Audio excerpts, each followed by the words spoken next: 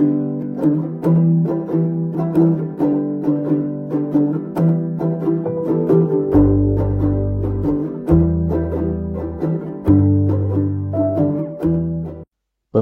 buku paket Matematika kelas 8 SMP atau MTS semester 2 tahun edisi revisi 2017.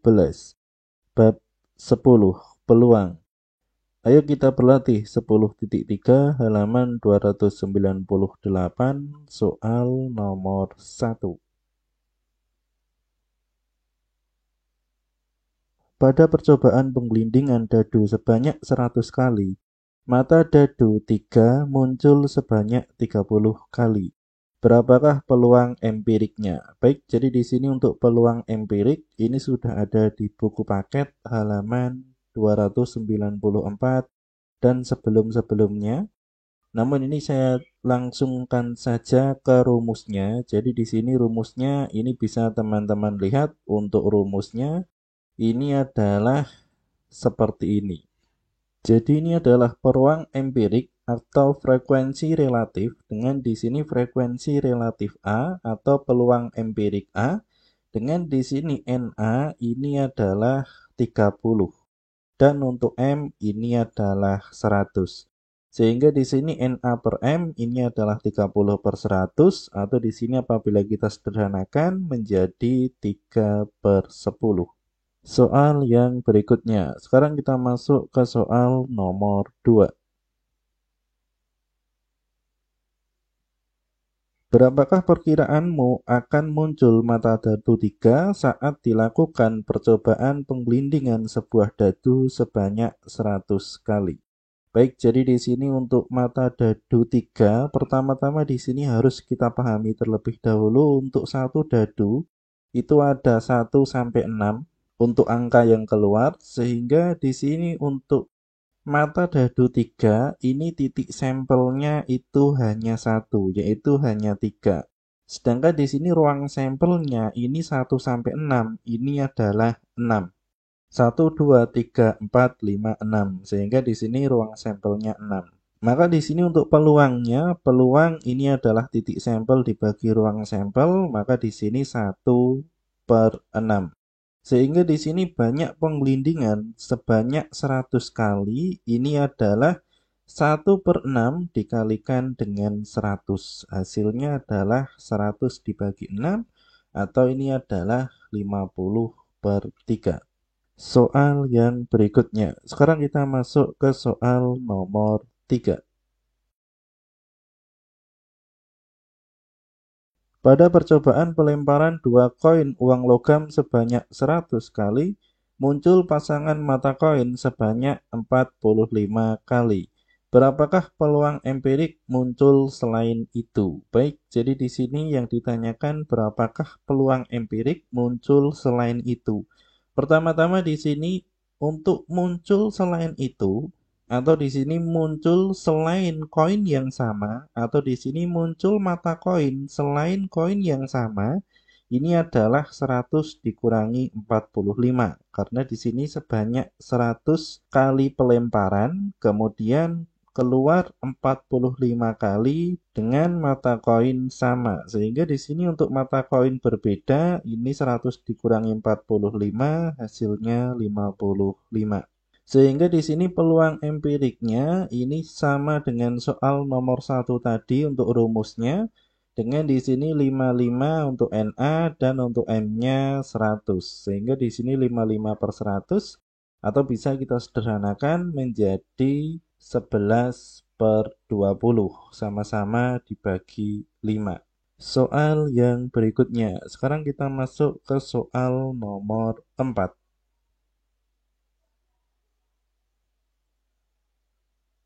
Suatu percobaan menggunakan spin yang terbagi 3 sama berdasarkan juringnya. Masing-masing juring berwarna merah, kuning, dan hijau. Percobaan dilakukan sebanyak 35 kali. Bagian yang berwarna kuning tertunjuk oleh panah sebanyak 10 kali. Jadi di sini tertunjuk panah 10 kali. Tentukan peluang empirik panah menuju ke bagian berwarna merah. Baik, jadi di sini untuk peluang empirik rumusnya masih sama dengan soal yang nomor 1 tadi. Jadi di sini peluang empiriknya rumusnya seperti ini. Dengan di sini untuk banyaknya percobaan dilakukan ini adalah 35 kali. Dengan di sini untuk warna kuning ini tertunjuk oleh panah sebanyak 10 kali. Sehingga di sini untuk bagian merah dan kuning sisanya ini adalah 35 dikurangi 10, hasilnya adalah 25. Kemudian, karena di sini tidak disebutkan bagian merah tertunjuk panah secara spesifik, artinya di sini dari 25 ini dibagi hijau dan merah, ini tidak ditunjukkan perbandingannya. Apakah di sini yang merahnya lebih besar atau hijaunya yang lebih besar atau perbandingannya berapa, di sini tidak disebutkan. Sehingga di sini kita buat saja dibagi 2 dengan di sini asumsinya merah dan kuning ini ditunjuk oleh anak panah ini sama. Maka yang terjadi di sini bagian merah yang tertunjuk panah ini adalah 25 dibagi 2, artinya di sini 25/2. Sehingga di sini untuk peluang empiriknya ini adalah NA 25/2, untuk M-nya di sini 35. Agar di sini per 2-nya hilang, maka di sini dikalikan 2, sehingga di sini per 2-nya hilang, sehingga di sini 25. Kemudian untuk penyebutnya dikalikan 2, hasilnya adalah 70. Sehingga di sini 25/70 masih bisa kita sederhanakan, sama-sama dibagi 5, hasilnya adalah 5/14. Soal yang berikutnya. Sekarang kita masuk ke soal nomor 5. Suatu ketika Riko melakukan percobaan penggelindingan suatu dadu sebanyak sekian kali. Karena suatu keteledoran, data yang ditulis tertutup oleh tumpahan tinta seperti pada gambar berikut. Perkirakan bilangan yang tertutup oleh tinta, jelaskan alasan perkiraanmu. Baik, jadi di sini bisa dilihat untuk mata dadu 1 sampai 5. Jadi di sini mata dadu 1 sampai 5 ini hanya berputar di angka 31 sampai 36. Sehingga di sini untuk mata dadu 6 ini nanti hasilnya itu juga sama. Ini hanya berada di angka 31 sampai 36. Kemudian karena di sini kita diminta untuk memperkirakan bilangan yang tertutup oleh tinta, maka di sini caranya kita menggunakan rata-rata dari semua angka yang sudah ada. Sehingga di sini 31 ditambah 36 ditambah 33 ditambah 35 ditambah 32 dibagi dengan 5. Hasilnya di sini adalah 167 dibagi 5, itu adalah 33,4. Namun di sini banyaknya kemunculan, ini tidak mungkin koma, sehingga di sini bisa saja kemunculan mata dadu 6 ini bisa sebanyak 33 atau 34 kali. Soal yang berikutnya. Sekarang kita masuk ke soal nomor 6. Suatu ketika Thohir melakukan percobaan penggelindingan dadu khusus, banyak sisinya belum tentu 6, sebanyak 1000 kali. Dia hanya mencatat kejadian munculnya mata dadu 1 pada setiap penggelindingan.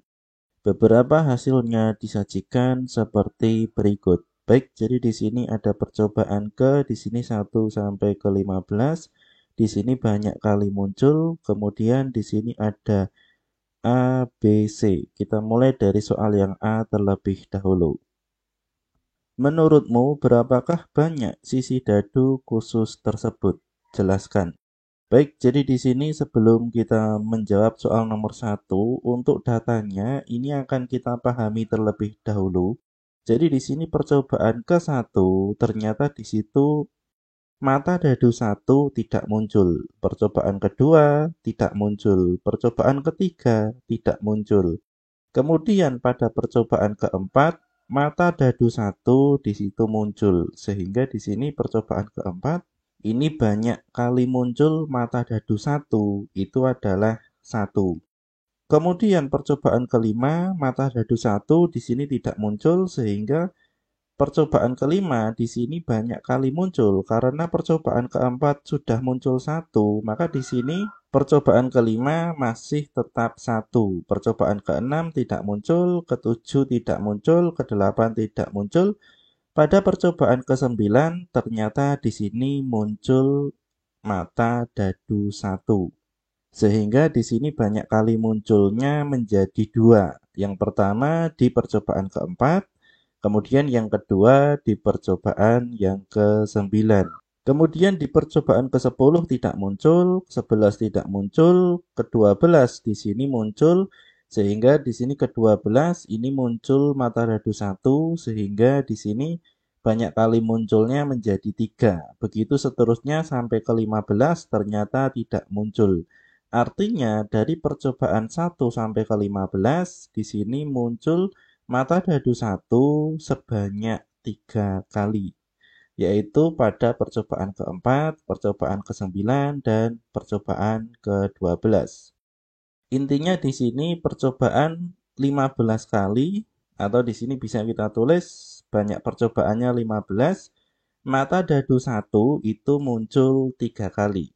Maka ini nanti apabila dilanjutkan kemungkinannya 16 sampai 30 di situ juga muncul 3 kali. Sehingga setiap 15 kali muncul mata dadu 1 sebanyak 3 kali. Kurang lebih perkiraannya adalah seperti itu. Sehingga di sini yang ditanyakan berapakah banyak sisi dadu khusus tersebut? Maka di sini banyak sisi dadu ini adalah ruang sampel. Dan mata dadu 1 itu adalah titik sampel. Sehingga di sini muncul mata dadu 1 sebanyak 3 kali, ini adalah frekuensi harapan. Di mana di sini frekuensi harapan itu adalah peluang dikali banyak percobaan. Dengan di sini frekuensi harapannya 3 dan banyak percobaannya adalah 15. Sehingga di sini peluangnya itu adalah 3/15. Artinya di sini peluang mata dadu 1 muncul dalam satu kali percobaan itu adalah 3/15, atau di sini bisa kita tulis dengan 1/5. Ini kita sederhanakan. Sehingga di sini 1 ini adalah titik sampel dan 5 ini adalah ruang sampel. 1 ini adalah titik sampel dari mata dadu 1. Karena di situ mata dadu dari sebuah dadu tidak mungkin sama. Artinya di situ tidak mungkin dua sisi itu mata dadu 1. Karena di situ setiap sisi pasti berbeda-beda. Mata dadu 1, 2, 3, dan seterusnya. Sehingga di sini dadu khusus tersebut berapakah sisinya ini sama saja dengan berapakah ruang sampelnya. Sehingga di sini banyak sisi dadu tersebut itu adalah 5. Kemudian untuk yang berikutnya, perkirakan berapa banyak kali mata dadu 1 muncul pada penggelindingan ke-1000. Maka di sini bisa kita tulis 1000 dibagi 15 dikalikan 3. Karena di sini dari 15 percobaan keluar mata dadu 1 sebanyak 3 kali. Sehingga di sini sama saja dengan 1000 dibagi 5, hasilnya adalah 200. Jadi selama 1000 penggelindingan di situ akan keluar dengan perkiraan mata dadu 1 sebanyak 200 kali. Kemudian untuk yang C, perkirakan berapa banyak kali Thohir menggelindingkan hingga mencatat kemunculan mata dadu 1 sebanyak 30 kali. Jelaskan. Untuk yang C di sini sama dengan 30 dibagi 3 dikali 15 kali. Karena di sini dalam 15 kali percobaan keluar mata dadu 1 sebanyak 3 kali. Sehingga di sini 30 dibagi 3 hasilnya adalah 10, 10 dikali 15 hasilnya adalah 150 kali. Jadi di sini agar mata dadu 1 keluar sebanyak 30 kali kurang lebih harus melakukan penggelindingan mata dadu sebanyak 150 kali. Soal yang berikutnya. Sekarang kita lanjutkan ke soal nomor 7.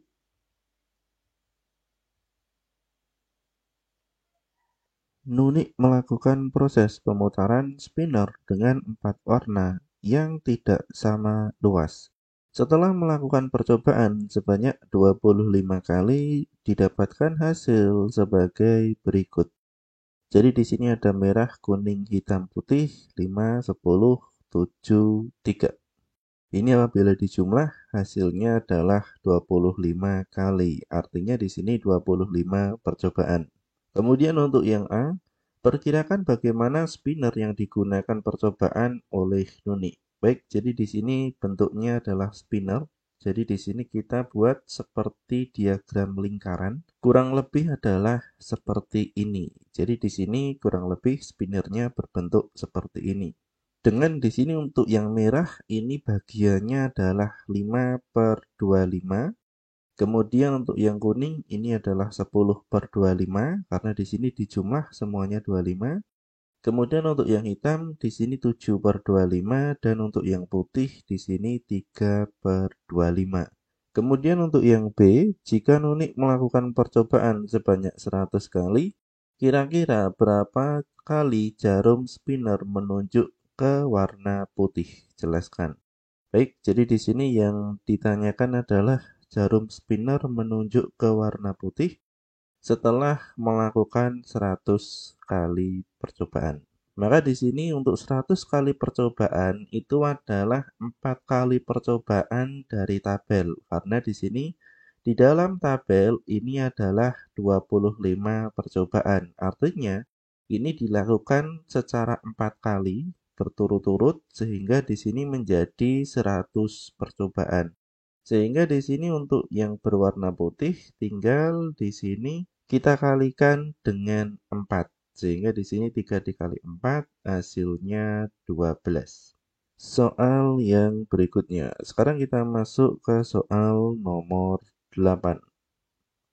Buatlah suatu soal tentang eksperimen dua dadu yang jawabannya adalah peluang kejadian A sama dengan setengah. Baik, jadi di sini untuk eksperimen dua dadu, ini perlu kita pahami terlebih dahulu. Untuk dua dadu, ruang sampelnya adalah seperti ini. Sehingga di sini untuk peluang kejadian A setengah, di sini kita bisa menggunakan ganjil genap dengan cara seperti ini. Jadi di sini ganjil genap ini sudah membagi ruang sampel menjadi dua bagian. Di sini apabila kedua dadu dijumlahkan, di sini hasilnya bisa ganjil, bisa genap. Sehingga di sini untuk pertanyaannya, berapakah peluang munculnya mata dadu genap dari pelemparan dua dadu sekali percobaan? Atau di sini juga, berapakah peluang munculnya mata dadu ganjil dari pelemparan dua dadu sekali percobaan? Sehingga di sini jawabannya nanti adalah setengah. Dengan cara di sini peluang A ini adalah titik sampel dibagi ruang sampel. Titik sampelnya jelas di sini 18 setengahnya. Dan untuk ruang sampelnya ini adalah 36. Sehingga di sini menjadi 1/2. Soal yang berikutnya. Sekarang kita masuk ke soal nomor 9. Buatlah suatu soal tentang eksperimen dua dadu yang jawabannya adalah frekuensi harapan kejadian A adalah 1. Baik, jadi di sini kita menggunakan dua dadu lagi, sehingga di sini untuk ruang sampelnya ini masih sama. Dan untuk frekuensi harapan ini adalah peluang dikalikan banyak percobaan. Sehingga di sini karena kita diminta untuk membuat soal tentang frekuensi harapan, maka di sini kita bisa menggunakan cara yang sama dari nomor 8 yang di sini untuk banyak percobaannya tinggal kita buat agar hasilnya nanti adalah 1. Jadi di sini soalnya adalah semisal Berapakah frekuensi harapan munculnya jumlah mata dadu genap dari pelemparan dua dadu dari 2 kali percobaan? Atau di sini genapnya bisa diganti dengan ganjil. Jadi di sini untuk peluangnya, peluang dari pelemparan dua dadu genap, ini tadi sudah kita bahas di soal nomor 8, itu adalah hasilnya setengah. Kemudian frekuensi harapannya karena dilempar sebanyak 2 kali, sehingga di sini setengah dikalikan 2, hasilnya adalah 1. Maka di sini yang kita coba, kita ubah, ini adalah banyak percobaannya. Untuk peluangnya di sini kita masih menggunakan soal yang sama, soal dari nomor 8 tadi di jawabannya. Karena di sini kita pakai yang mudah. Soal yang berikutnya. Sekarang kita masuk ke soal nomor 10. Andaikan kalian adalah manajer timnas Indonesia U19, suatu ketika timnas bertanding di final Piala Asia melawan Malaysia. Suatu ketika saat pertandingan sedang berjalan, pada menit ke-89, timnas mendapatkan hadiah penalti. Skor sementara adalah 2-2. Pemain yang siap menendang adalah Evan Dimas, Ilham, Maldini, dan Mukhlis. Seandainya kamu disuruh untuk menentukan penendang penalti tersebut, siapakah yang akan kalian tunjuk agar timnas meraih kemenangan? Berikut catatan tendangan penalti keempat pemain tersebut. Baik, jadi di sini untuk pertanyaannya siapakah yang akan dipilih untuk melakukan tendangan penalti? Maka di sini dari catatan ini yang akan kita pilih adalah yang peluang masuknya itu yang paling besar.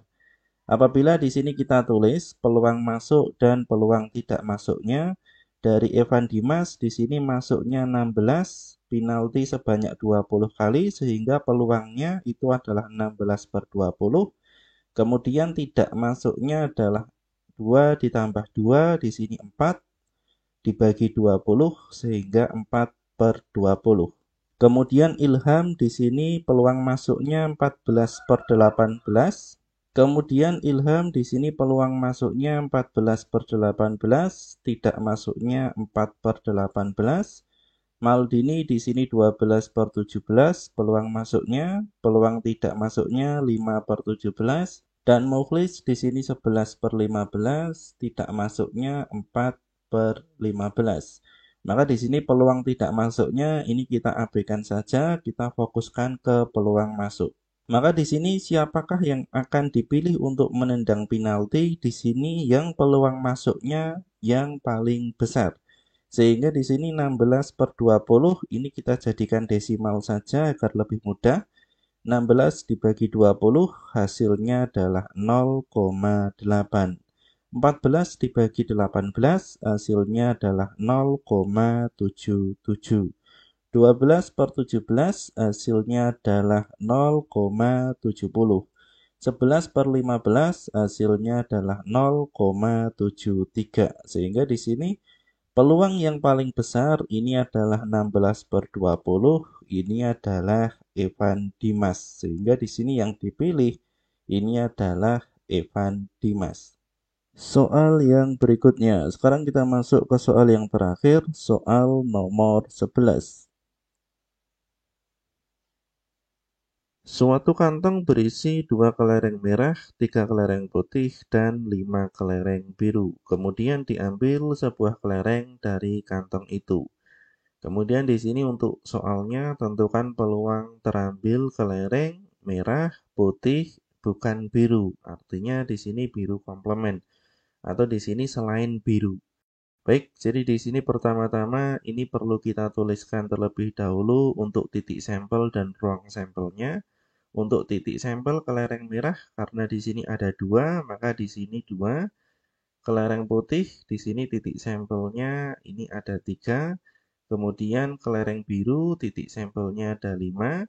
Kemudian untuk ruang sampel ini semuanya, ruang sampel artinya di sini dijumlah semuanya itu adalah 10.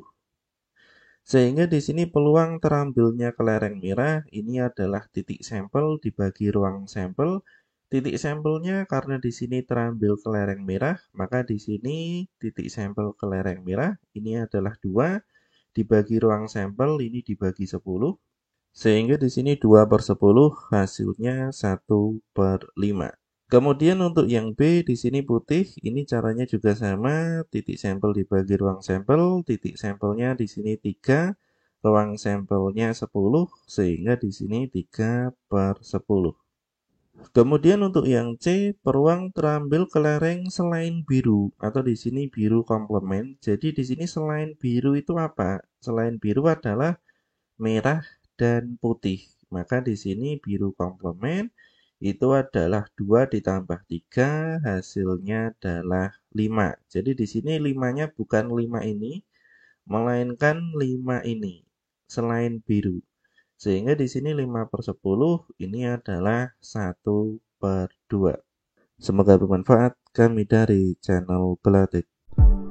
Terima kasih sudah menonton video ini.